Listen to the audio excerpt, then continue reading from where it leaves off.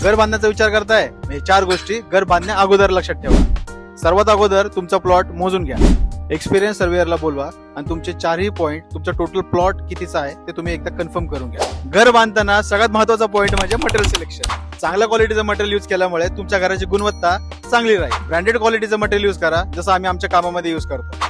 अनुभवी कामगारांना प्राधान्य द्या, कारण की कामाची क्वालिटी फक्त मटेरियलवर नाही तर लेबरच्या स्किलवर पण डिपेंड राहते। आणि हो, अनपेक्षित खर्चाबद्दल अगोदरच प्लॅन करा, कारण की तुमच्या ओव्हरऑल कन्स्ट्रक्शन पॅकेजमध्ये एक्स्ट्रा 10 ते 15% खर्च होऊ शकतो।